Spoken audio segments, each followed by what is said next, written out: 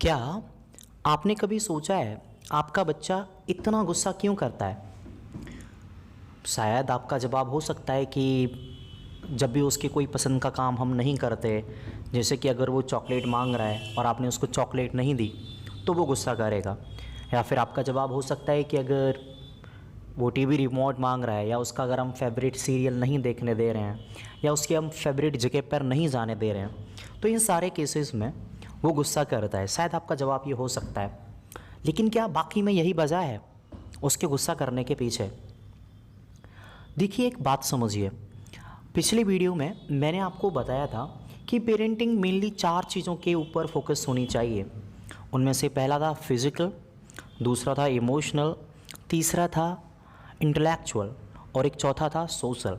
यानी ये 4 तरीके के डेवलपमेंट मेनली फोकस्ड होने चाहिए अगर आप एक पेरेंट हैं। और यहाँ पर आज हम जिस बारे में बात कर रहे हैं वो एक प्रॉब्लम है इमोशंस से जुड़ी हुई। आप सभी जानते हैं लव, एंगर और जेलस, बहुत सारी चीज़ें हैं जो सब इमोशंस में आती हैं। लेकिन एंगर एक ऐसा इमोशन है जो ज़्यादातर पेरेंट्स को बस दिक्कत ही देता है। आप लोग जनरली देखते होंगे कि आपका बच्चा बहुत छोटी सी एज पे ही इतनी ज़्यादा एंगर करता है कि वो कहीं ना कहीं आपको ट्रबल देने लग जाती हैं वो सारी चीज़ें। इनकी मेनली वजह क्या है? पिछली बार मैंने बताया था कि ज़्यादातर लोग, या कह सकते हैं कि लगभग 99% से भी ज़्यादा ऊपर जा सकते हैं ये नंबरिंग, इतने लोग हैं जो इमोशंस की तरफ ध्यान ही नहीं देते कि एक बच्चे के इमोशंस को कैसे यूज़ करेगा वो। यानी उसको कभी सिखाया ही नहीं जाता कि वो इमोशंस को कैसे मैनेज करे।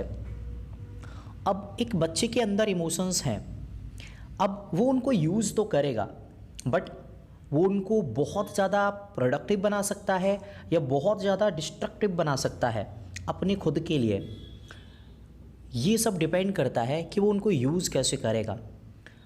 इस बात को आप ऐसे समझ सकते हैं कि अगर किसी भी व्यक्ति के पास या किसी भी एक बच्चे के पास अगर एक नाइफ़ है, उस नाइफ़ के 2 तरीके के यूज़ हो सकते हैं। पहला यूज़, वो उस नाइफ़ को यूज़ करके सब्जियां काट सकता है, या और भी कई सारी चीज़ें हैं। आजकल आपने देखा होगा कि फ्रूट आर्ट्स होती हैं, कई सारी चीज़ों को बड़े स्टाइलिश वे में काटा जा सकता है। यानी वो कुछ उस तरीके की चीज़ें कर सकता है।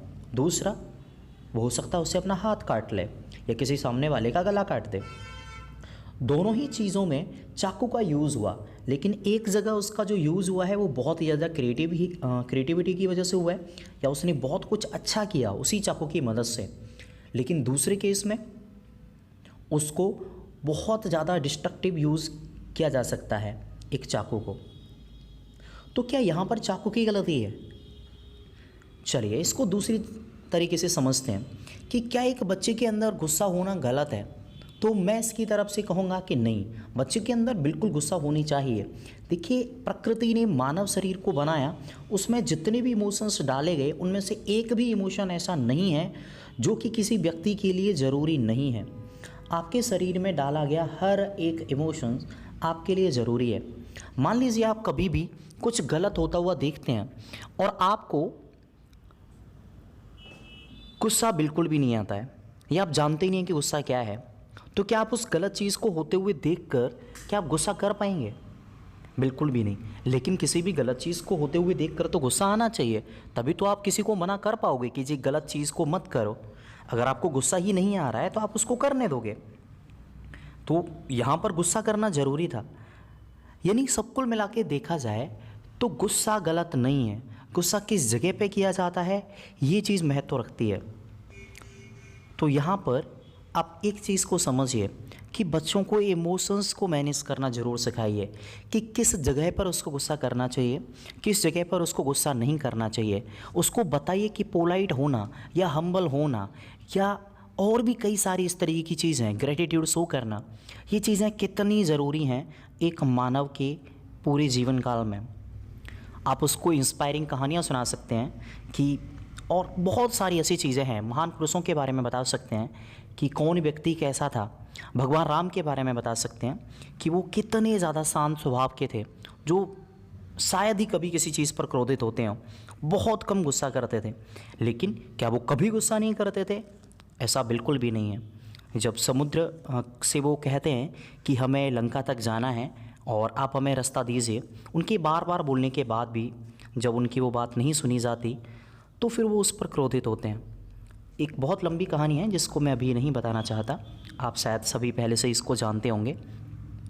तो मेनली मेरा इसी चीज़ पर फोकस है।